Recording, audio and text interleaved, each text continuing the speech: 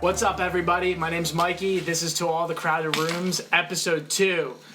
This episode's presented by Grand Air Electric Halloween. So today, I have with me, back by popular demand, we have Jose Bezos. Bestos. Bestos? Bestos. Bestos. Why? Bestos. Best damn Mexican in South Jersey. Mm-hmm. And to my left, we have the sunshine to my cloudy day. We got Marc from Goalkeeper. Yo, that's deep. Guys, how you doing today? Cheers to that. Cheers, mates. Rona's for the boys? All right, so the last time that the three of us were together was at the DAV when we all had a show together, I think back in May or April. Super drunk. I think I yelled at you because you're like, great set, man. I was like, yeah, how was it from behind the door? Bro, I didn't even watch your set. You're fucking funny if you think I was watching Goalkeeper. I would never watch Goalkeeper. Now we suck. But really, though, listen to Goalkeeper. Well, anyway, so both you guys have something in common. Both you guys book shows for different places. Jose, you took on a lot of responsibility at the DAV in South Jersey, hosting a bunch of shows there. Marc, you hold it down at Creep, and you book bands regularly at Creep Records in Philly. I'd like to compare both your guys' tactics to how you book shows and how you keep the shows regular throughout the year. You want me to go first? Jose?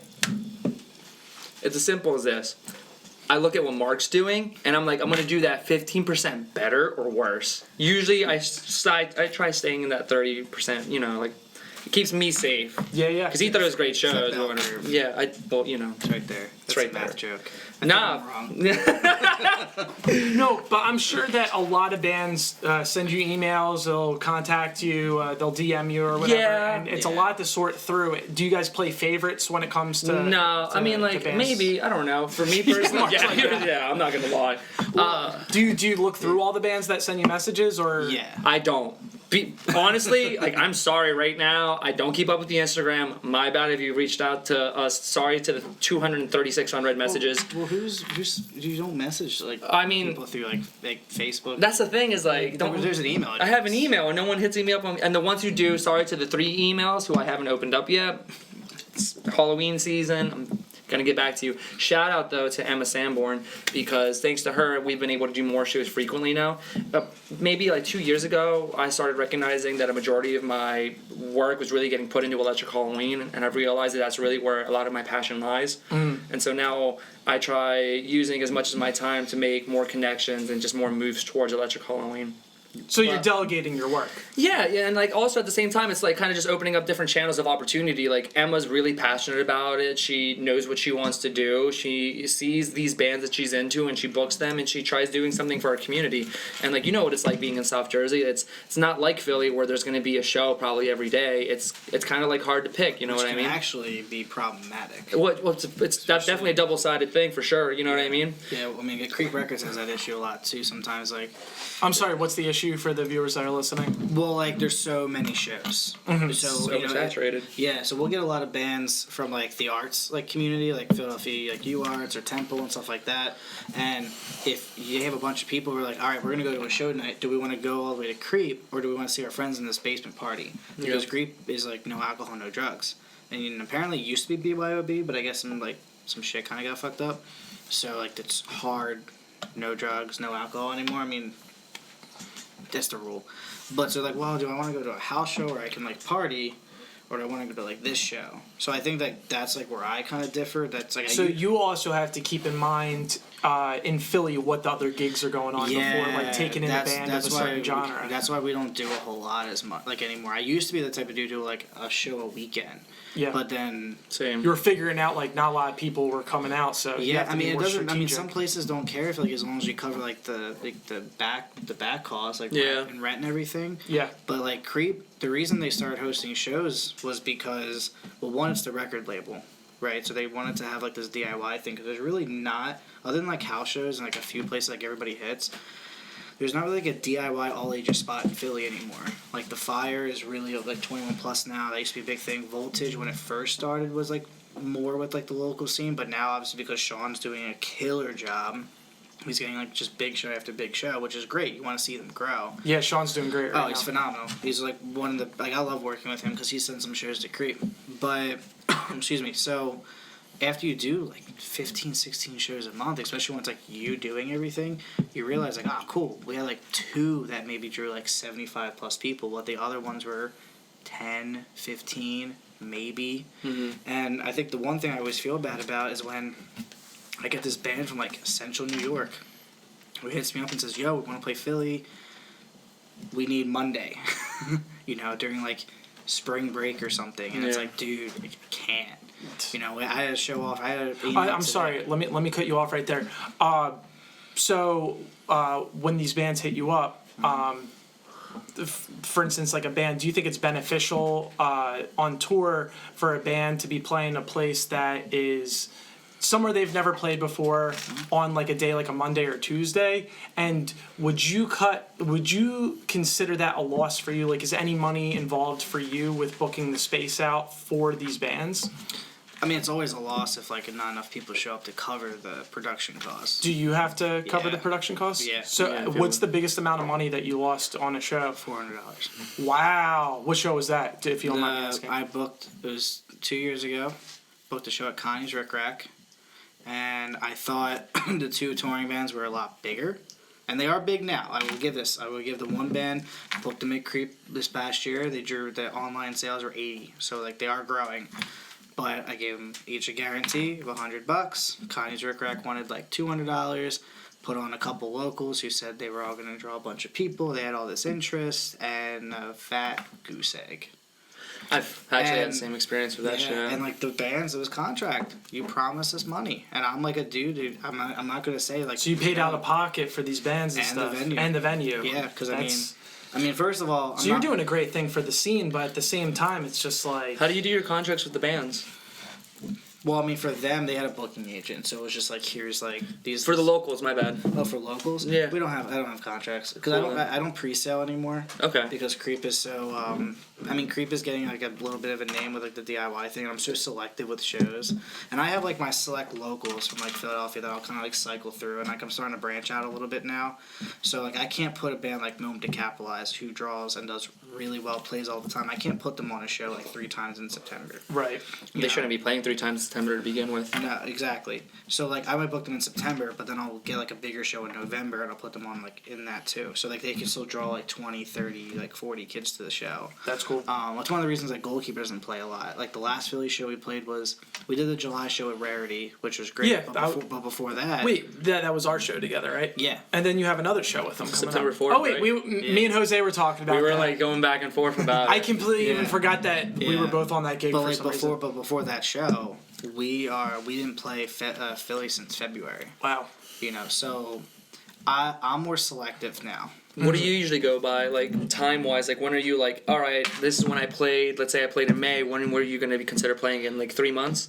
Minimum, unless there's like big opportunities. Yeah, Because, same. Like we're playing with Real Friends, like I said, like next Friday. So we could have played a Philly show in August and still draw well to Right. Real Friends because it's Real Friends. Did you have to sell tickets for the Real Friends gig? We always offer. So I will say this: Live Nation does not make us. They ask if we want to, and I always say that in my initial email to them. I think there's a lot of bands in the scene who refuse. Just crazy. And they just want to just get on the show and just base off their door. How are you gonna get another opportunity like that? Well, if you that's don't my thing put in the because work? so like when you do online sales as a local band, so like with these bigger shows, right? Yeah.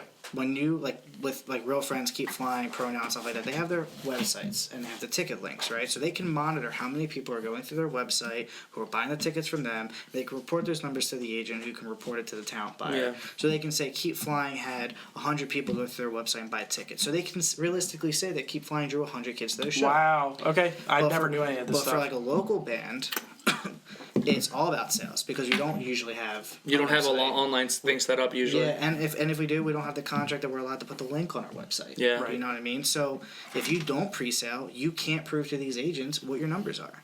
You know, Can't Swim, we did 130. You know, which was I think our final number. This show they would only give us 100, so we did all of them, right?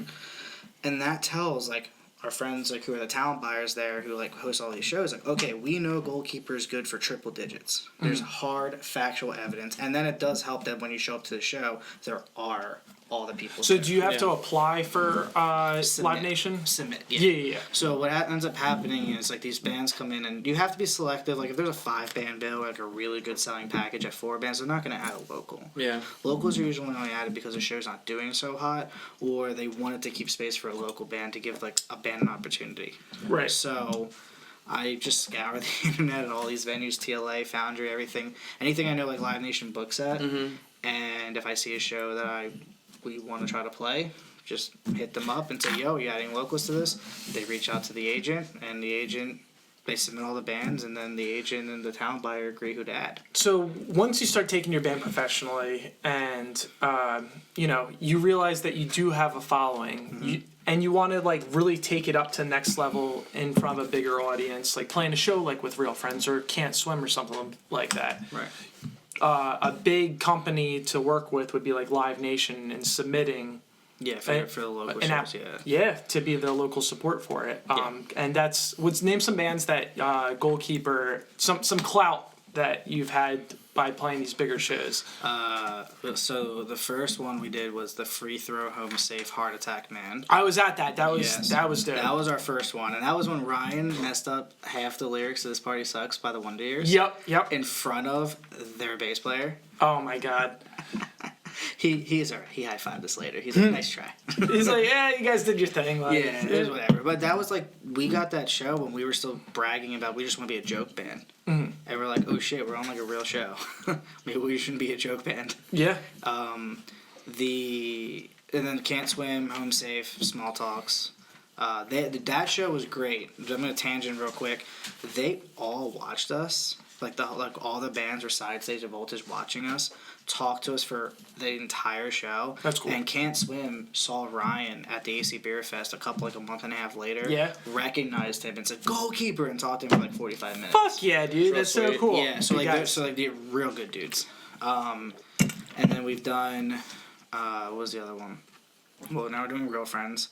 And then we played a big fest in Pittsburgh. We opened up for the Starting Line, State Champs, Dangerous Summer, Home Safe, Sleep On It, Bearings, and like Patent Pending, stuff like that. It was the Forecourt Music Fest. That, to date, was Goalkeeper's absolute worst show. Really? Why's that? Off time, fast. You're talking performance-wise. Never played in front of, like, we had all those bands, like, not the headlines during their buses, but, like, all the bands before that literally side stage, like, watching us. We're like, oh, my God, we look up to all of you, and you're staring at us right now. Were you nervous? And the best song we had is about Damn Sandwich. Oh, absolutely. Super nervous. And then, like, we've never played a show with lights in our eyes. The sound was really, like, we started the set, like, we had the big opening. Yeah. And the sound tech went to the mic and was like, oh, wait, we're not ready. Something's messed up. And, like, the whole crowd's, like, 300 people are, like, watching us. We're like, what's up, Pittsburgh? Okay. And I think that just got into our heads and, like... started off that. Sometimes one fuck-up is going to really just, like, almost direct the rest of the set. But that's when we, like... can't let that happen. That was the moment that we sat down together and said, yo, like, we have some people who care. We have two choices. We can either say, screw it, we're done, or we're just going to stay a joke band and not try for these big shows. Or we can buckle down and become better. Yeah. And like it's still work in progress as always. I think any band is, like even bands like All Time Low and Blink are always trying to get better. Sure. But that was like the defining moment of like, yo, we have to give a shit. All right, let's change the pace for a second. Did you watch the new Blink-182 music video? Mm-hmm. You know what I'm talking about. What's it called? Dark Side or something? Yeah, with all like the Minecraft thing.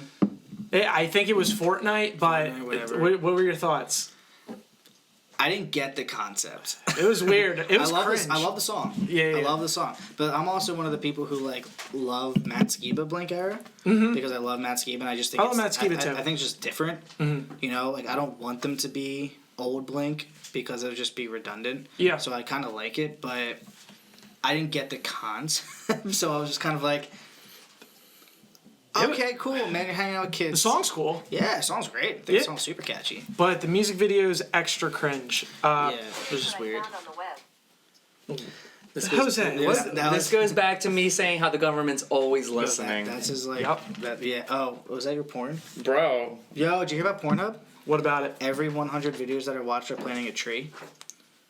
What? You didn't hear about that? You didn't No. hear- Yeah, dude. Someone's not on Pornhub every day. I know, Jesus. Is this what like what are you adverti- doing to save the environment? Nothing. Obviously not yanking it. Not enough. But yeah, every 100 videos they're planting a tree in like the world so they can like help repopulate. That's those so forests. cool. That's very cool. Pornhub. Yeah, I mean, just They just did one recently where they had a porno on the dirtiest beach in the world to go ahead and bring awareness. Wildwood?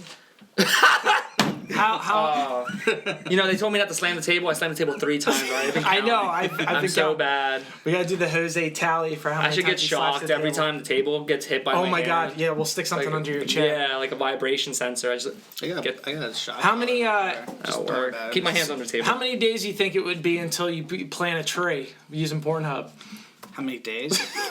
You put too many plural sense on them. Yeah. Yeah, Jesus. What are you talking about? How many days do you think it? It's like a day, man. I'm just That's a lot I'm of just- cranking. I'm just like at work, just helping people, and just like, yeah, it's fine. All right, so No, no, tell the audience what. All right, so Wait, before we go any further, I think this is like a good key point. Whenever you want to try introducing yourself to anyone who's listening out there, how do you go about introducing yourself to these promoters or reaching out to them? Oh, you know what I great mean? Like question. obviously, like we all send out emails over EPKs or something like that. Yeah, I mean that. Well, I learned very quickly that if you send more than a couple sentences, they don't read it. I've learned the same thing. Yeah, so it's just more of like, just direct. well, yeah. So subject line, goalkeeper for Real Friend of Show, 9-6. And I know Kristen and like Joe, so I'm like, hey, Kristen, Joe, Marc here from Goalkeeper. Are you guys adding locals to the Real Friend Show? If so, we're interested. Here's our EPK. Perfect. Done. Don't need the whole. Hey guys, We grew up I'm in- in a post-hardcore band called Heaven's Sake. We've you been were throwing shade at wondering me for a since second. you have this show coming. I'm a big fan of the band Real Friends, and it would be a dream to be on this Are gig. you reiterating your email to them? Yeah, because Heaven's Sake he- tried getting on the same gig and fucking. Did you really? No, we didn't. Goalkeeper came in and swooped the gig. No, I'm a huge Real Friends fan though. So He took me rubbing that in his face away. I know. To anyone who's listening, though, I feel like it's important to mention this, though. I know from my experience, it really helped proving yourself to some of the other promoters in the area. Like, I know for me, it really helped working with people like Sean from Voltage or anything like that, who saw a band who was willing to work, hustle, and get the people out who could actually show their worth, because anyone who has the idea of thinking like, oh, let me hit up some of the biggest venues around right now, first off, that goes back to last time. You're entitled. What makes you think that you're going to be opening up for this band? And second, go ahead and put some work in. You know what I mean? Like, too many people are so proud. We got some shade when we got the Can't Swim gig. There was a lot of rumbling from people who said like we got some tea. Like we didn't. Well, I'm not gonna name names. You don't need to, but you can talk about But it was the team. like they were like, we deserve that more than they do. And that's how you know they Hell. don't deserve it. And it's like, we talked to like the talent buyers, and we were the only band to offer like the pre-sale for the show. We're the only one that actually had like the numbers, like they were saying. I know from And- personal experience with you guys can pack out Creep Records, and what's the capacity at that place? Like 150?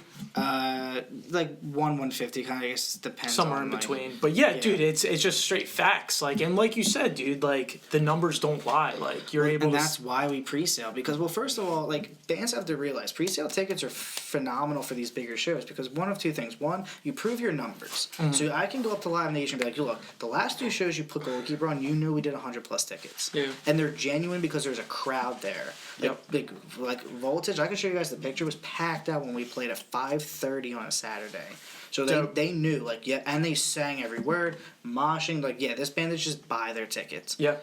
So they actually drew heads, which is what they really want too, because then that helps the touring bands sell merch. They don't give a shit if you're rich enough to, here's $2,000. That doesn't help the tour package at all. No, because they still just get their guarantee and that's it. Yeah. They want They still need people spending money at the bar, buying the merch. Right. Like, Exactly, because all that goes to something. And second of all, think of your fans. These Real Friend tickets are $20.50 online.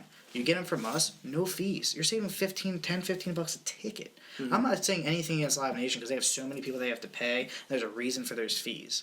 But when you get a chance to like buy a ticket to support your friend's band and then save yourself some fucking money, like why wouldn't you take it? And so many people get so turned off by that. so what are your thoughts on the pay to play versus? I don't agree to pay to play. Unless, I mean, Because this is What do you kind agree? of What's your definition of pay to play? Because pay to play would be like, you cannot play this show unless. So there's a dude in Allentown. I'm not gonna name his name because me and him are kind of cool now. But before, he would say, if you show up to the show with less than 100 tickets sold for this, you cannot play, but you still have to give me the money for the tickets that you sold. So you would drive 2 hours to Allentown, give him like 75 tickets worth of money. Be like, well, you didn't sell 100, you're not playing, but thank you for the tickets, go home. That is the definition for me as like shitty pay to play. I feel you on that. Gotcha. But if someone says like, look, we're gonna send you 100, but we need at least 20 from you guys. I feel like if you're it's like let's work. if you're five people in a band, and each of you can't put like 5 people to a show, then maybe you're not ready for that big show. You're how right. how do you feel about like, because like I feel like so many people have so many different definitions for it. Like one of them might be like, hey, like at this show, for every person you bring out, you're gonna get 30% of the cut from that person who came out to the door. You know what I mean? And some people consider that pay to play. But I think that's actually kind of cool because that's like a decent money. If it's a $10 That's ticket, what you're doing that for Halloween though, right? If it's, Not for E-Halloween. If for E-Halloween, everyone gets contracted out on like what their actual worth but if is. it's a $10 ticket, that means you're getting paid. For my local shows, I if do it's that. a $10 ticket, that means you're getting $3 per ticket. So you bring out That's 10 more people, than it's what 30 most bucks. people do. Most people do like $1 or maybe $1 after 20. Yo, fun fact. I'm the kind of person, some of the people who I work with on Electric Halloween, I have given some bands, maybe like 2 or 3, the option to sell tickets. And I ended up selling closer to the number I wanted, but Marc's 100% right. They're like, they should be fine of getting $1.50, $2 a ticket. Yeah. Which is like, to me, I'm not like that. You know, we all come from like the same kind of roots. It's like, Yeah. it'd be cool if the band could get $4 or $5 a ticket, you know what I mean? Considering the amount that the ticket is and shit like that. Yeah. So I usually do like, and I do a percentage. That's actually one thing I've been doing at Creep is like, the touring band will get 70% after production costs. Cool. yeah. You know what I mean? So then that way it's like they can make more, or they can make less, but no one's hurt. Do you take Yeah. tally at the door? Yeah, of course. I take tally at the And I door. do online as well. People don't like that because they don't like to go ahead and prove themselves. Facts. That's what I think it is. What? Bro, You know, people. tally at the door. You know how many do you people? Okay, so track fun it? fact. Let me just say this: when I first started playing shows, Right. people would rag on anybody who was doing like, "Oh, who'd you come here for?" I mean, I got away with doing that because I couldn't fucking hear people when they would tell me at the But door. you know what I'm saying, So I though, would right? just be A lot of people like would throw shade at you just because it's like, "Oh, well." Here for all of it. Yeah, and it's like that's Actually, cool. I would do that. I would do like. I gave them an option for everybody. Cool, Well, you're here for the show. Yeah, everyone just boom, because some people just show up just to see the show, but like some people are like, well, I'm here specifically for blah. So, for the viewers listening, if you're running a show, what would you consider fair for like a touring band compared to, you know, the actual local support that are bringing the majority of the people out? Payment wise. Payment wise, yeah. I think the touring band always gets a little bit more, but that's expected in the scene because like, Sure. they're the ones out there with the van, the trailer costs, Yeah. you know, the gas. They're the ones taking off of work for anywhere from a couple days. It's like this to, weird thing that's 6 been built weeks. into our culture. We're just like we got pay it forward, well, almost like. But that's like why Goalkeeper, like when we go out, we make a special thanks to all the locals, but we make a specific thanks. Be like, look, we would not have been able to play your city today if you all didn't agree to play the show. Yeah. Because so many promoters are like, yo, we have no locals interested in the show. Show's canceled Yeah. because they don't want to lose money, which makes Yeah. sense because they got themselves to feed and bills to pay. Yeah. So I think inherently just locals understand they're not going to get paid as much just because, well, we're doing this because we want to play a show. And I think there's like a respect. Like, you know what? We drew heavily for you. And when we go to your hometown, we can talk. We can become friends. I agree and with then that, you'll for help, sure. And Yeah. you'll help us out with the good promoter in town, or maybe you guys if you're the promoter. Yeah. For me, at least, my opinion on this is that the local support, like, at the end of the day, like, what are you gonna make, like $20? That's like $20 extra to throw into the tank of the touring band, and it could help their money go longer. You know what I filled mean? up half the tank for a conversion van. That's huge, especially when you got a 6-hour drive that night. Absolutely. That's not considering any merch sales you might get out of it too. You know what I And mean? in a sense, the local draw, like, you're making the networking with the local band, so I'm sure that they would return the favor at the end of the day, like you were saying. Most of them do, you know. It's like, yo, let's show trade. That's one of the biggest things because, like, how Big else thing. are you supposed to get into like Pittsburgh or Long Island Yeah. or Atlanta? You know, Sure. you become friends with a band who's like, yo, this band like came fucking through for us. That's why we got added to the rarity show. So simple because we came in, we promoted it. Where's that at again? Trenton at the Okay, Championship yeah, Bar. But like we're talking to a booking agent, like, oh my god, you guys are playing. This is so exciting. I mean, are we gonna draw 50 kids to Trenton? Most likely not. No. You know, because it's not our hometown. It's a little. Where's out it there. at? The Championship Bar in Grove. Oh, Champs. Yep. Yeah, great venue. I love it. Yeah, It's just I've seen some iconic. sick shows there. Yeah, Cool. My old band used to open for the Bunny the Bear every time they used to Yeah. come through. Yeah. Oh, bro, Oh, is Boyz- that the bull from I Set My Friends on Fire? Is it? No. I'm pretty sure it is, but Oh, cool. But he wears a bunny or bear mask, and it's kind of rules. Yeah. hell yeah. But like, it doesn't matter. But like, we did so well with them. I booked that show. I paid them out. Everything like worked out. They were happy. So then they were glad to have us in the Trenton show. Wow. You know. So cool. Yeah. So like, I think when people get too caught up on the money, and not about the relationships you make, that's where you kind of get lost. Money's important. I'm not saying like if you're a touring band and someone stiffs you, that's not bad. You're everyone taking like weeks off from work. Like my job, I don't have PTO. I can take off whenever I want, but if I take off for 6 weeks, I don't have a paycheck for 6 weeks. You gotta pay rent. You gotta pay your Yeah. bills. Like So like I don't want to be stiffed, but I value the relationships I think a little bit more because that's how I got on four chord, man. I met Rishi 6 years ago.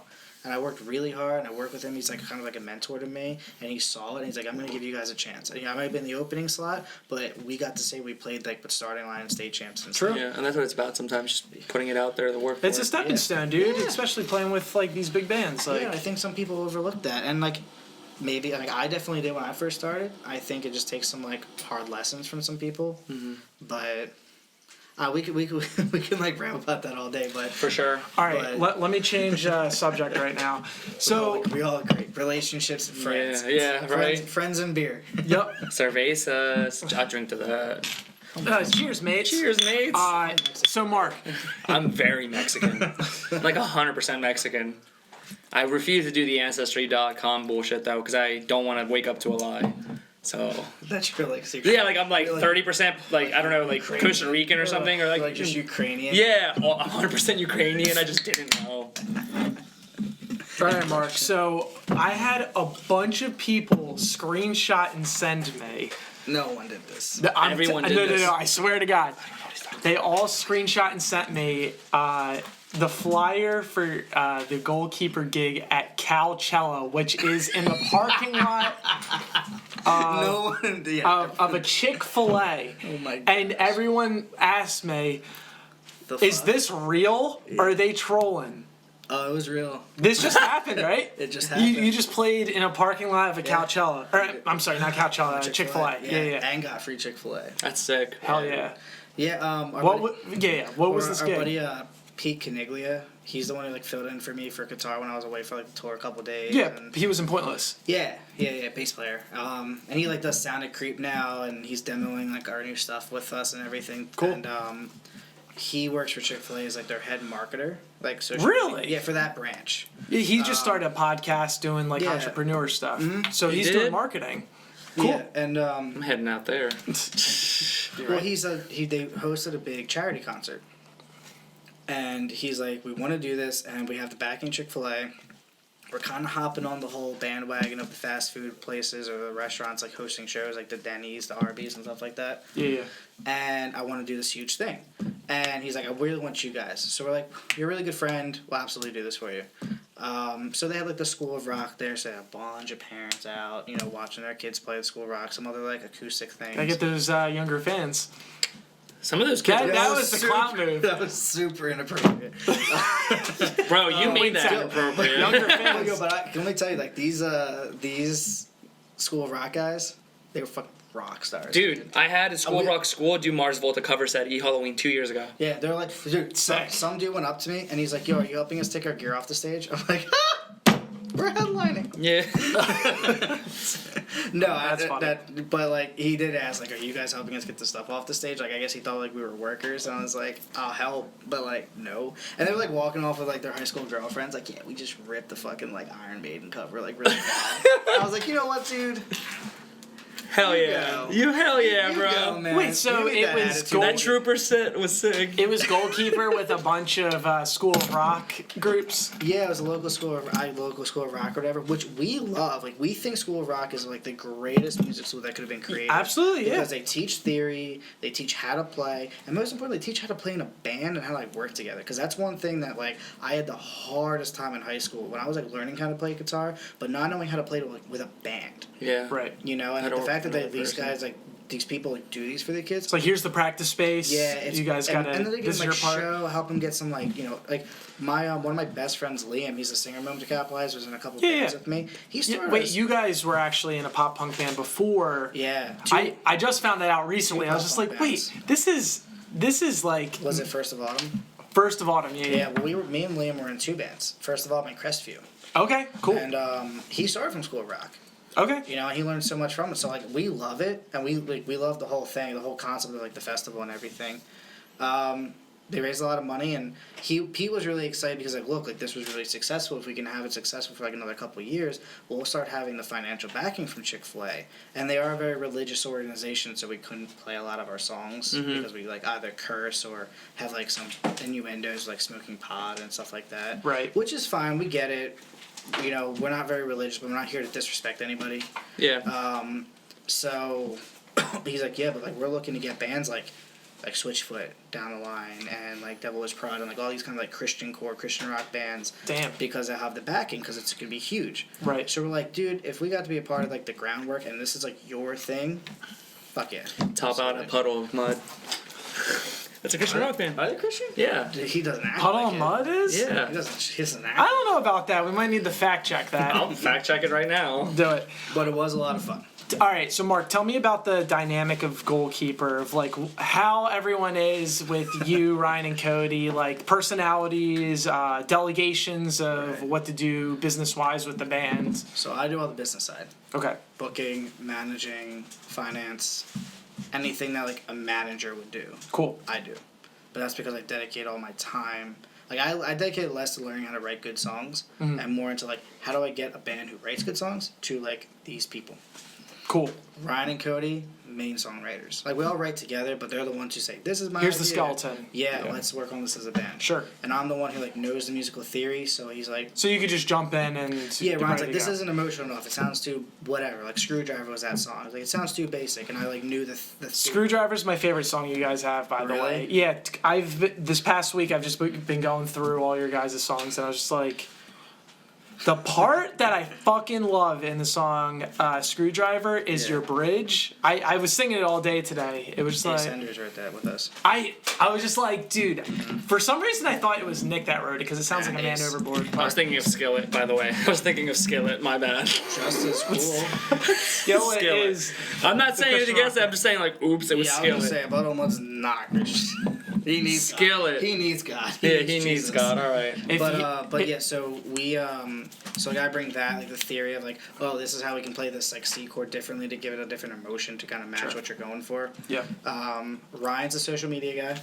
He knows how to do Facebook to like no end. He's done all the research to read all the books. Like he knows how to get to parts of the business Facebook that like other people can't. Like he knows how to like He works knows- a marketing position too, right? yeah, he does marketing for the what's Some movie theater? Me and him Yeah. were just talking the other day. yeah, it's the movie theater in Stone Harbor. Harbor Square Theater. Right. He does social media marketing for them, but like he knows how to go onto Facebook and say, "Yo, I'm gonna like boost this post." To, like, Goalkeeper is to, like, always popping up on my timeline. like, sponsored videos like, and stuff he like knows how that. to like do it, and then Sure. like, yo, these are like I'm gonna figure out. We're gonna post it to the people who like these like 6 bands. Like, oh, like. You know, these 3 bands, like, those fans aren't really vibing with this, but these 3 bands are. So he figured out how Facebook can, like, double down on the fans who are and, like, all this stuff. So for all the viewers listening, Like, I don't know the science behind it, but he knows it. how much money do you guys dump in on a Facebook ad? Do, like, $100 at most. And For how each many- one minimum? Like, at The ones that are worth promoting for at you, at most, least. but he Yeah. just knows how to, like, work the numbers, and we can make $100 look like 1,000. Well, not 1,000, but, like 500. How many posts in 2018 or 2019, like a year, would you say you dump $100 per Just post? for a music video. Okay, so Maybe a couple like we've been kind of stagnant because there hasn't been much to post, so we might do like a Spotify ad for like $50 or $100, like intermittent between videos, just to stay relevant. Yeah, I gotcha. But yeah, like I mean, realistically, when you record, if you spend $3,000 on a record, you should spend $6,000 on promotion. That's like the general rule of thumb. We don't have that, but luckily we have Ryan who really knows how to like work social media, where he can turn like $100 to look a little like 500. You know, which helps us because then we're not breaking our back, so we're still kind of getting a pretty good gain. Right. And Cody, he's a really good lyricist, believe it or not. He's the one who like, he's kind of like spearheaded the verses for Sunshine. Nice. Him and Ryan, but like he really like, nothing at all is about his cat. Really? Yeah, he has a cross-eyed cat. So that's what like I got to go back and listen to the song now. Yeah, the first lines, I'm living like I'm cross-eyed, like I'm tongue-tied. He's got a cross-eyed cat. Wow. Yeah. So like we always look at Cody because he's kind of younger. Like me and I'm 28, Ryan's 29, going on 30. Cody's 23, going on 24. Wow. So he's a little bit more in tune with like what's kind of hitting pop culture. Yeah. So like when we're doing like merch designs, like Ryan will like figure out a design or talk to an artist for like a design or something, and then Cody will be like, well, these colors are kind of in right now. These design patterns are in right now. These are like snappy things to say on like Twitter and social media and stuff like that, or like cool like catchy things to say in a song. So he brings that. So it's like, oh sweet, we kind of have like someone who's like a little bit younger and like really invested in pop culture. Because Ryan and I'm terrible at social media. I have no idea what's cool. Like someone was like, Cardi B's headline made America. I'm like, who? Where? Yeah. So we all have like, and we don't step on each other's toes. Like I won't just post on Instagram. The only things we'll do on like social media is if someone like tags us in a story and like us see it, and I'll like just add the story or something. Yes.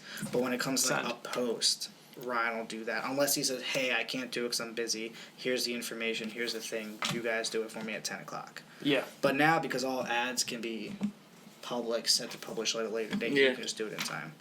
Anytime they get a booking, like him or Cody get a booking request or like a manager, like a business thing, they say, yo, here's Marc.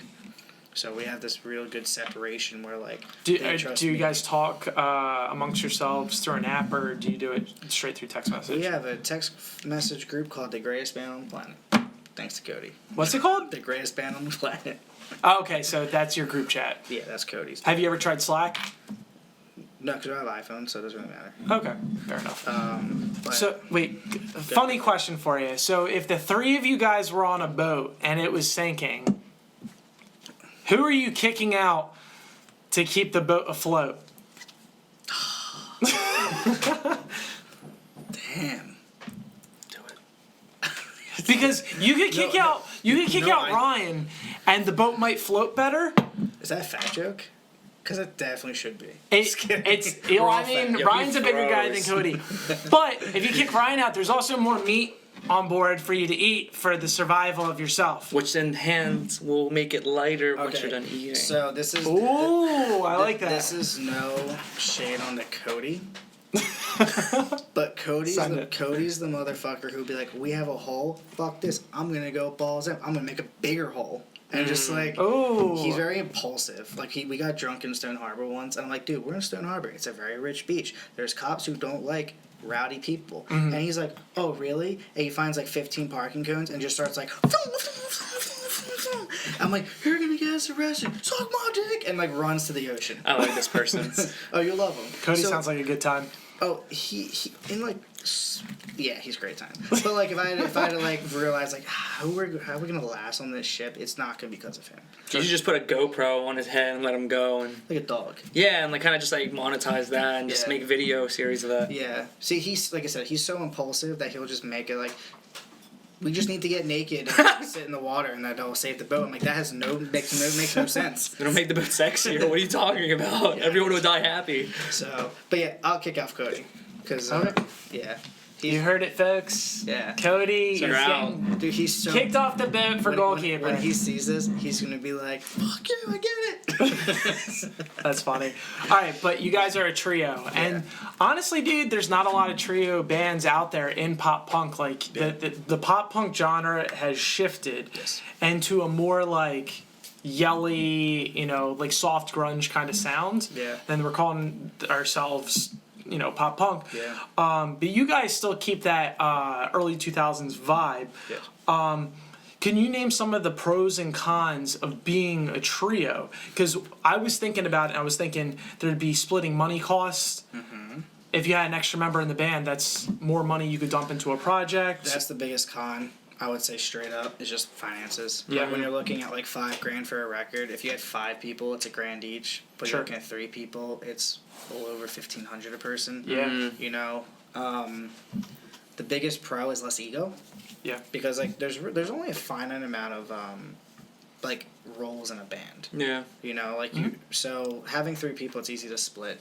You know, it's easy to come to decisions. I think the biggest thing though is like if we had the chemistry that we did, even with like 5 people, it wouldn't make much of a difference. Sure. The biggest thing that I think Goalkeeper has is like, one, we're genuinely friends. Like we knew each other for years. Cool. And like we hang out all the time. This is the first band I've actually could say like I'll text Cody or Ryan, be like, let's hang out. Sure. Even after a tour. We all know how to talk to each other.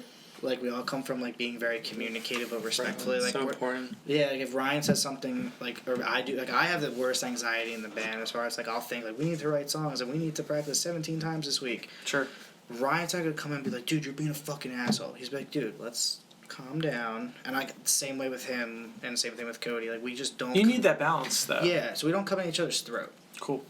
I think the trio though is, you also can do a little bit more. You think so? Yeah, because Less schedules, so you can book more shows. less 'cause- schedules, but also like more with the music. Like I mean, Really? So like not so much more like in the present. Like obviously, if we had like 3 more guitar players, we could do a lot more guitar stuff. But I think that also halts it. So like we can sit back and say like, yo, like let's do some of this stuff with guitar. Let's make it really interesting. Like Marc, figure out how to play 2 guitars in one. So if you watch like if you watch me play like Leftovers, I'm playing a rhythm guitar and a lead at the same time. So you're throwing a pinky in there that's kind of acting as the lead. Exactly. I can like be a little creative where it's like, wow, like because it's pretty traditional, just like your power chords. This person can do a crazy bunch of like leads, but like how can you do both at the same time? You're holding down the chords with one finger and then the leads and with like another make finger. it work. And I think when like that happens, you're not like focusing so much on like another person. You can sit there together and really like add to a song too. Like if you look at our tracks for like our last record, there's harmony parts that are like 5 to 8 harmonies deep. Sure. You know, so I think like you can't do more in like the physical moment because you don't have enough instruments, but you could do more because there's not so many people trying to like, well, I want to do this, I want to do this, I want to do this, I want to do this, I want to do this, and then like you kind of just like, yo, there's too much, let's just do this. Yeah, simple you have less to thing. compensate for. Yeah, It doesn't limit you. I feel yeah, like. we don't have to like make someone feel important. You know, Sick. Like, Yeah. you're like I want to write the song like this. Well, I want my leads in here. All right. Well, that doesn't really sound good, but I guess sure, whatever makes you happy over there. Gotcha. With me, it's like, well, I can only do so much live. Yeah. So I guess Yeah. There has to be some kind of compromise on between yeah. the two. But I think as long as you have a relationship in a band, you could have like look at the Wonder Years, man. They got 6 people and they look like family. Yeah. You know, and then you look at then you have a band like Blank who's like 3 or like Rush who's 3, and they also look like family. We just talked about Rush before Rush this. is family. So, Best pop punk band I ever. think best part, that's what we said. I mean, without like rambling on too much about it, I think a lot of bands overlook the relationship you need to have with each other. Like, it's cool to find like the Craigslist musicians to fill out your band, but like if you're just gonna like, yo, I just need you as a drummer, Yeah, you're dead. You're dead like from day one. I feel you. You know, like Right. Brian. And Yeah, that's Cody- important, man. A lot of people look at that real differently. Brian and Cody and I wouldn't have worked so well if we weren't friends before. I Sure. knew Ryan for years before. I knew Cody for years. Me and his old band used to play together all the time. What was Cody's old band? Hansford. Okay. They're What, like are they a- pop punk? Punkier version of like modern baseball. Okay. Cool. And then Ryan was Another Day Wasted, which was very much like throwback pop punk. Okay. Cool. Yeah. So to wrap it up, cons, money. There's also like if you have a 5-piece band, like a guitar player can't play, like you still make a show work. Mhm. If I can't play a show, they can't make a show work. Right. So it's You like know. schedules and relationship. Yeah. But then the biggest pros is like less egos. You can kind of do a little bit more because it's only the 3 of you. More comfortable in the van. Yeah. Yeah. Sure. And then, yeah, I mean, I would say like a lot like that stuff. So, and then like, You got to get those guarantees at those shows because there's only 3 members in the band. Going back to the cost thing. I could go into a whole thing about guarantees and what I think bands should charge and why. Real quick, okay, the number of people, Yeah. right? times by 10, doubled. So if you want $100 for a show, that means you're guaranteeing the promoter 20 people to come out. Okay. If you want $500 a show, that means you're guaranteeing 100 people that come out. I like that. Bro, I do the same shit like that in my head. That's why I don't ask for guarantees. If I told the band that, I'm not gonna go to Long Island and be like, we want $200. Oh, so you're guaranteeing 40 people? Fuck no. I mean, maybe. I mean, we've done it. But like, I'm not gonna promise that and then come up short. yeah, you don't know. Yeah. So my thing is like multiply your number by a $10 ticket and then double it. Sure. Like double the amount of people, and that's if you can do that, then that's your guarantee. Mm-hmm. Cool. So yeah, 40 people, $800. Or whatever it is, $200. $200. Yeah, I was about to say, I was like, whoa, bro, we jumped up. Just booze. All right, Yeah, that's Mark. beer money, baby. So with the start of Goalkeeper, heaven's sake and Goalkeeper, we're kind of day oneers together. We are. We played Goalkeeper's third show as a band was with you guys. Yep. You were late. So I remember watching you guys as you were dropping your early stuff. I have to ask because I'm sure a lot of people listening out there want to know. You guys got clout, man. On Spotify, you have over 238,000 streams or 48,000 streams on Sunshine. You have over 10,000 monthly listeners. I'll tell you. Sorry. Yeah, I got that. fact check that. He wants to pump it up real quick. I got that Spotify Artist page. yeah, I got that. If you don't Yeah, download He it's checks it. it every morning. I do. We all do. You have to. I Yeah. There's one. mean, am I accurate? Yeah, I did my research. Yeah, he's on it. You hacked my phone. But so Goalkeeper is a Listening. band who isn't exactly reinventing the wheel. They're kind of like a nostalgic to the earlier pop punk. You guys aren't exactly like a boy band where you're. You see how fat we are? What are you trying to say? I'm not trying to give you a double-handed compliment, but you guys are doing things right in a sense that, you know, you guys are playing these bigger shows, you are getting these plays, you are making these contacts.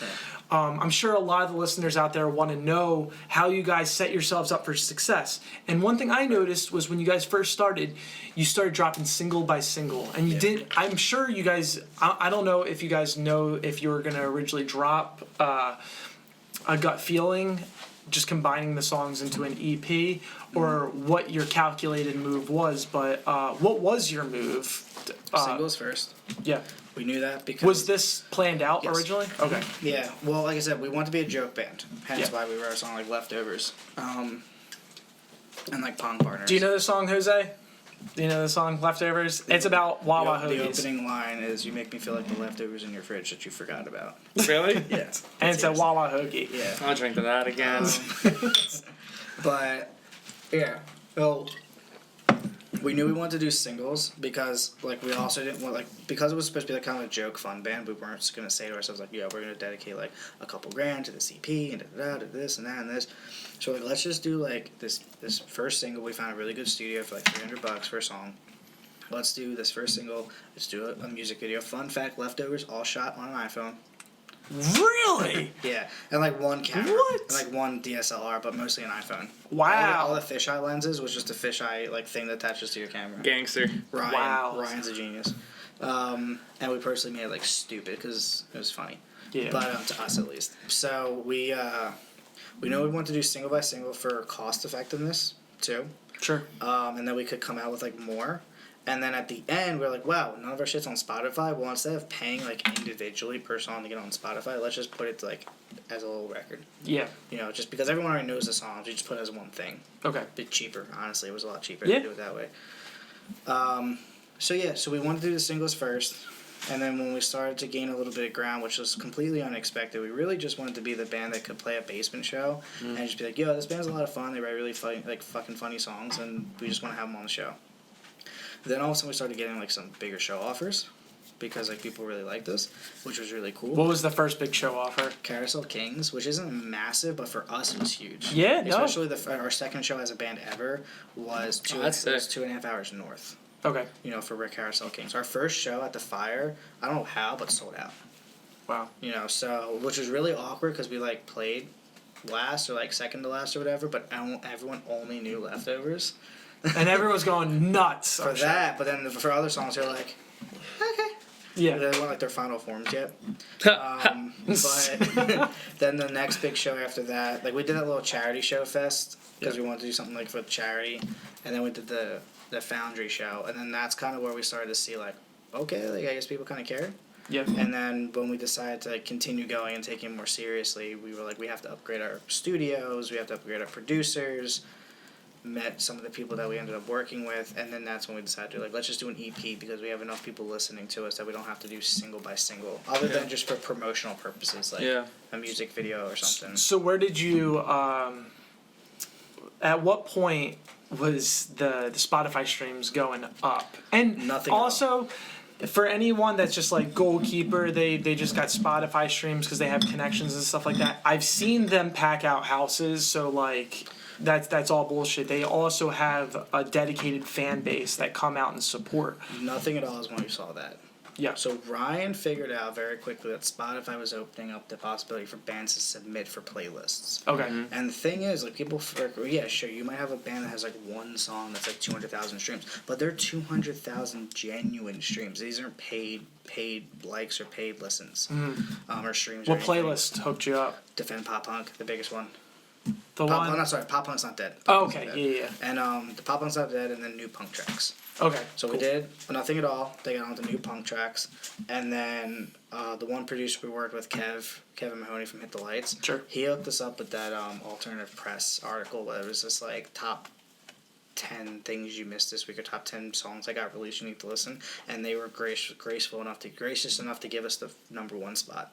Wow. So a lot of those articles, it's really cool, but when you're like the last band, most people don't go past the 3rd or 4th. Yeah. Right. So the fact that we got #1 really, that was actually on my wedding day. So for the first like Wow. 4 hours of my wedding, I did not care. They're like, I'm getting married, but like Goalkeeper's killing it. So then since we got onto that, then when we released the rest of the record, we submitted like Sunshine to be the next like single for the playlist, and then Spotify, for some awesome phenomenal reason, thank you all the curators, put Sunshine, Chances, and Lately on the playlists. Wow. So That's what's your it. understanding of Spotify? Is it kind of like a mysterious beast that kind of just like...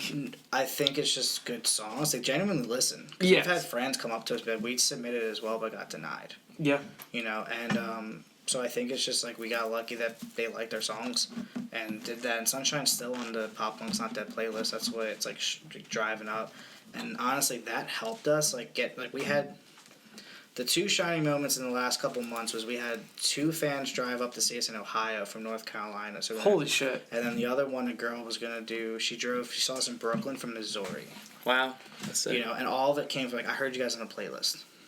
Wow. You know, I heard you guys on Spotify. So Spotify can really jumpstart a career. So for the listeners out there that want to take their band more seriously, Yeah.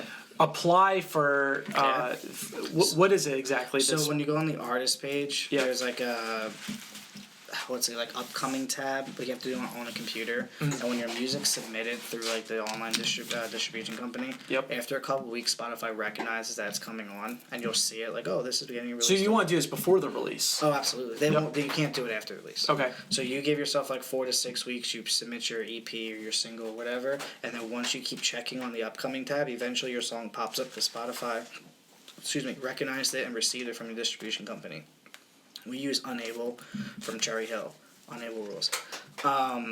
And so once that comes up, whoever's doing it can click the song, and it's like Ryan does it, so I don't know exactly, but it's like you click the song and like submit for like playlist consideration or something like that, and then based off how you identify your music, like the genres and like how What's they it listen about, to it, all that shit. they'll put it on like new punk tracks, Pop Punk's Not Dead, The Scene, if you're a country artist like modern country, stuff like that, and then it gets on there, and I guess depending on how well the song does determines how long you're on the playlist for. Wow. And we're still on it since November, so And it's still going up. yeah, and like it just Have you plateaued at all? not terribly. We've had like dips, but then it's like come right up. Cool. So So we're it kind of just depends. We're recognizing that certain days of the week people aren't listening to certain music as much as like others. So like you really see an uptick like Thursday and Friday because that's like the weekend. What's the most surprising listens from like a certain area that you haven't even played? Chicago. Wow. Sick. Chicago's the #1 city. Cool. Philadelphia's 3. Nice. But Chicago. Go figure. Chicago's our #1, and we've had a lot of requests to do Midwest and Chicago. Cool. So we just haven't.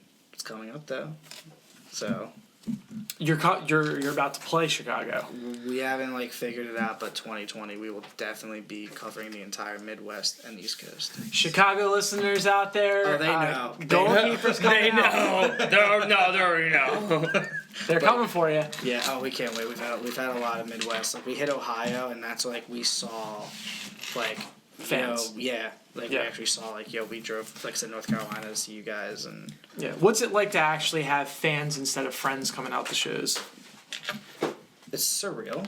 Yeah. Because I don't think anyone ever thinks you can like write a song and like people actually like it because like you see these like exception bands like All Time Low and all them like well they're the exception like of course they did it. Yeah.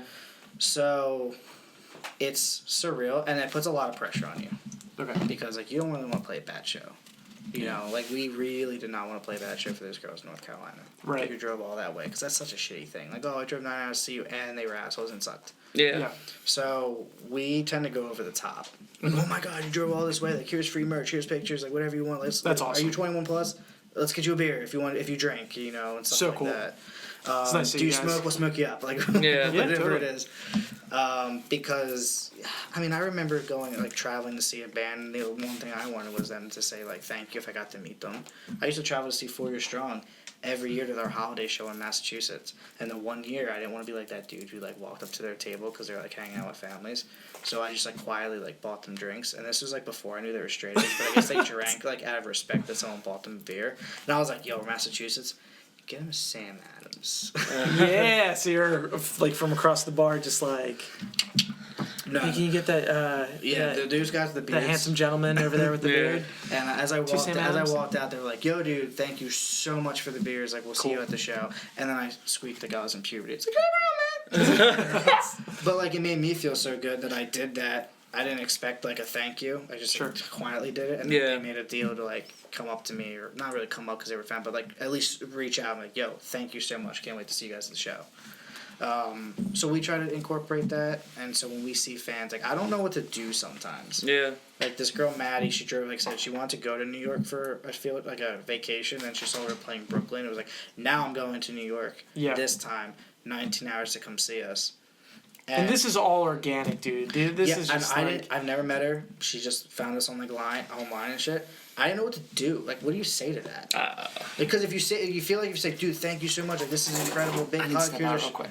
Do your thing, man. Here's a shirt. All right, bye. We gotta go. It's like I didn't give you enough attention, and then sometimes it's like you're giving too much attention. Where you're like, chill, man. Like, I love you guys. You don't have to make it look like I'm the goddess here.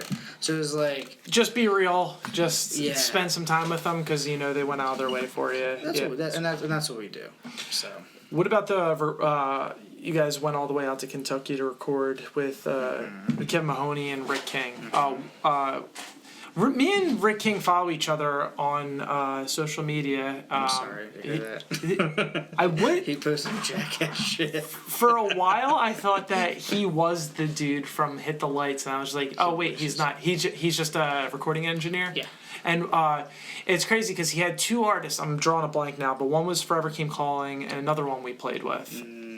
Who would that would have Us. been? Northbound. Northbound, yeah. Yeah, those are like his big ones. And he did like some stuff for like Picturesque and some other bands like that. Lil Kella and Daisy Head. Daisy Head, He cool. recorded Daisy Head's record. Yep, those guys are cool. And Kevin Mahoney, what was his part in the recording Main process? producer. So he sat down with the songs and helped you guys tweak parts. Yeah. He actually co-wrote Nothing at All with us. Nice. You actually told me that. And when you first sent me Bad Times Don't Last, which was before even the release date, you sent it to me in the summer of like 2018, I want to say. It would have been 2018, yeah. I was just like, Nothing at All is my favorite song on this. And you're just like, that's funny because we wrote that in the studio. What's it like writing a song in the studio? The fact that we only had one... Okay, so the only thing I had to write with them was the lead. Right. And I just kind of like... Nah. Yeah, well, no, actually, that was different. Kev wrote that. Well, so I had the rhythm. I just did open chords. It's like, da da da da da. And he's like, well, let's add some notes in there to spice it up. Yeah. And some, like, other small leads he helped us write. But the only thing I really had to come up with was that intro lead. That da da da da da da. It's catchy as shit. But, like, it took me a day and a half. Like, I was just, like, looping it. But how long were you guys in the studio for? 14 days, 15 Yeah, days. so you could fucking send it But there in was that a amount of time. lot of shit we had to do. Sure. Like, a lot. Like, people don't realize we had 6 to 8 guitar tracks for rhythms each song. Wow, for a trio. So Yeah, and, like, for every lead was doubled and then harmonized. okay, Doubled. So there was a lot of varied tracking. tracks and stuff. Yeah. We have keys in every song. Wow, I wouldn't even know that if you Dude, didn't say that Yeah, to me. there's some like keyboard like leads you can hear like in Left Lane, and then at the very end of Nothing at All, you just hear like a staccato like do, do, do, do, do, do, do. If you really listen to it, but and then Ryan had to do so many vocal parts, dude. Like if you hear in Left Lane or Sunshine, he has oohs and ahs, 5-6 part harmonies. Woo! You know, And they weren't just like copy and pasting and just adjusting the. He had to hit those yeah, harmonies well, every time. because Rick and Kevin had a very good and strict motto. I can change your pitch, I can change your like your note, but I can't change your performance. Right. So he had to just send it, but he had to send it a little bit in key Sending so he could it. fix it. Right. So, I think it was more daunting for Ryan and Cody. I never really asked them. They seemed to handle it really well. Sure. But I'm sure they felt a little bit stressed trying to figure out the second verse and the rest of the first verse and the chorus because we didn't really have it. And they had to kind of finish that idea, and we had to finish the whole structure of the song so we could scratch track it by the third day. Gotcha. So, it was stressful. I definitely, for 2 weeks for 5 songs, I would definitely not want to go down there with like a few ideas for like all 5 songs and then try to rewrite everything down there. Mm-hmm. But if we had a month, that'd be fine. But for 2 weeks, nah. Before I became Calling did that. They went down there with like just kind of skeletons, or I had this concept for this chorus. And they're like, let's just write Yeah, it on but the spot. they're also very good musicians and work with Nick Oh, Thompson yeah. from Hit the Lights, so they were able to do it. So I think us going down there really prepared helped. If Cool. we didn't go down there as prepared, I don't think we wouldn't have been as proud of the record. Did you come out of the whole recording process feeling like you learned a lot and better musicians out of it? We realized we had to work really hard to be better musicians. Okay, that's a better way of learning. We're terrible studio musicians. What At was least your I best am. studio experience? That. That one? Yeah, Cool. absolutely. Sure. Because here's the thing, like we worked with like Nick and Ace from Mano, and that was phenomenal. They were the nicest dudes in the world. Yep. But there's just something with a relationship between Rick and Kevin. Yeah, There's there's just, like, the there's just that studio thing. magic. Yeah. Yeah, it's just like, and we still have a group chat. Half the memes I showed you guys before the podcast was like in that group chat. So Nice. like it was just like, yeah, Nick and Ace rule, and like we worked with Bruce Wagner from Victory in Numbers for Leftovers and all that. He ruled too, but there's like you just get that relationship. It's like that girlfriend that really sticks, you know, or I mean Sure. something like that. So that was definitely the best, and it was actually more authentic because we found Kevin. We played that 4-chord fest, and we thought we did trash. Like we still think we did. Kevin came up to us, and was like, "Goalkeeper." We're like, "What's up, dude?" He's like, "I love your music. Punk Party is my jam. I heard you guys in the studio. You guys are phenomenal. I just love what you're doing." And talked for 5 minutes, and then finally I was like, "Yeah, who are you?" And he's just like, like, "I'm Kevin." from Hit the Lights. And he's like, yeah. "From Hit the Lights." We're like, and like we walked away. We're like, "Yeah, dude, he just like that happened." That's So important, cool. man. And then when we committed to Rick, which was on a whim. Was that Kevin's guy? Yeah. He's Well, so that's used how to he just found like- us, because when we messaged Rick to record, he was out of the blue. And I just like saw what he was doing, and he seemed really cool. And he's like, I liked what he was doing. He wasn't this big flashy guy, so I just like hit him up. I was like, fuck it, why not? We'll travel 15 hours maybe. I'll just see. No harm, no foul. I also mentioned the guy who did the Knuckle Puck records out in Indiana, Chicago area. Yeah. And he didn't answer me for like a week, but then he sent me like a 4-page apology letter for not answering me. Oh, wow. Wow. We had like 2 or 3 like hour and a half, 2 hour conversation on the phone about what he would do, what he wants to do, and talking to us. Like, I've listened to your songs, and we're like, dude, this guy's invested. Like, Cool. he's really invested. And then when he had Hit the Lights in the studio for some of like their singles that they released, they were like, oh, let's check out some of these bands on the 4-chord fest. Oh, Goalkeeper, they hit me up, and then he played like Pong Partners, and that's when Kev found us. Cool. And then when we committed to Rick, he at the time he was working with Nick, their singer, a lot, but Kevin was like, I want to be a producer. So he's like, I think you already love them. Like Nick was like, yeah, they're good, but like Kevin loved us. Sure. And he's like, yo, Kev, I just confirmed Goalkeeper. And he was like, I'll do anything I have to do to get on that record as a producer. Wow. That's dope. And that's what happened. And That's an honor. relationships, and he's the producer for our next record that we're doing. Very cool. So, which we're super excited about. So there's new music in the works. Cool. We have our first song done. Wow, already recorded and everything, or No, just we have it structured. Like we're very, very excited about it. Very cool. Yeah, we're pulling out a lot of still pop punk, obviously, but we're trying to expand our musical abilities. Is this like how Blink-182 went the self-titled record? Then we're gonna get that. no, When are we getting that from Goalkeeper? next record? Okay. No, this is more of like we realize we're always like kind of like the mid-tempo band, so we're trying some like double time beats. Cool. A little bit more cliche, like the da da da da da da da da da. Like they're called gallop beats, apparently. Yeah. So like doing that type of stuff in some songs. Sweet. I love that shit. We're experimenting with different tunings. Nice. Oh, yeah, what kind? There you go. Drop B. Bro, Wow. we're about to get. We're gonna get some Yeah. Goalkeeper breakdowns, Well, baby. because we realize that there's a lot of songs we want to write with these big open chords, but you know Ryan's got a range, he's got a limit, Yeah. and we're like, look, we cannot. You gotta base everything around the One vocals. of the things, like we look at every record. I was watching, like looking all the tabs up and all the music books, and I realized a lot of bands record in different tunings. Sure. You know, like the songs in drop D. This isn't standard. This isn't like drop B. This isn't drop C. Wait, I'm just gonna cut you off right there.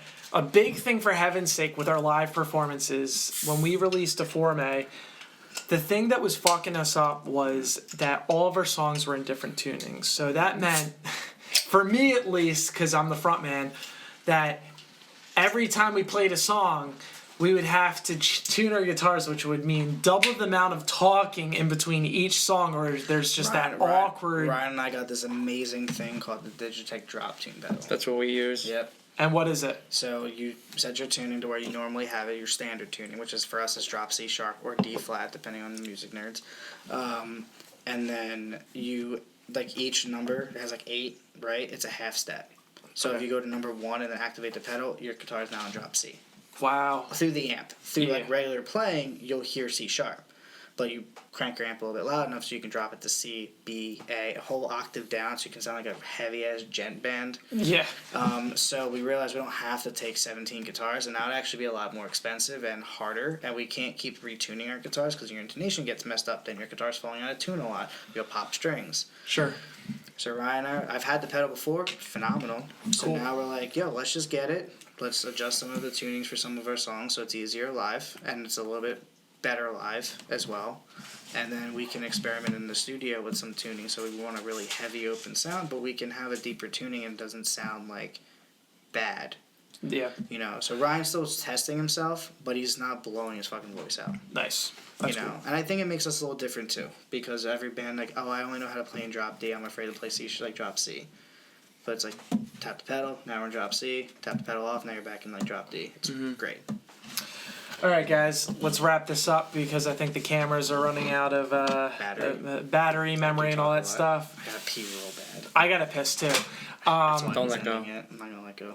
Plugs. Any final words? What do we got, Jose? I know Red you got. Bull, What do you got? please. What do you got for the camera? Butt plugs. Butt plugs and Red Bull, please sponsor me. And if Red Bull, if you refuse to sponsor me, Corona Light. Specifically the Same light. company, but just the light. I'll get in less trouble with light, please. Monster. Monster. Oh yeah. Monster. Don't let go. Can we get a kiss? Yeah. Can you? Yeah. There we go. That was beautiful. All right. I'm just kidding. This He's is all the racist. crowded room. Oh wait, I'm sorry. Marc, anything? He let go. Plugs. I did like it. What's new for Goalkeeper? Music. Okay, new music coming out. We're setting up a tour for December. We're doing a really big holiday show for 30 in a row. Okay. We're really excited about. Gotta get bands on that. What's up? What's up, dude? Hit our new metal project up. We are That's true. hopefully announcing some bigger shows in different states. A really big announcement coming September 20th, I believe it is. 20th, between that time. So stay tuned for that. And then new music 2020. Cool. So you heard it, guys. 2020, we got new Goalkeeper. This is to all the crowded rooms. My name's Mikey. Peace. You're my sunshine on a cloudy day. When you're not here, I know you're not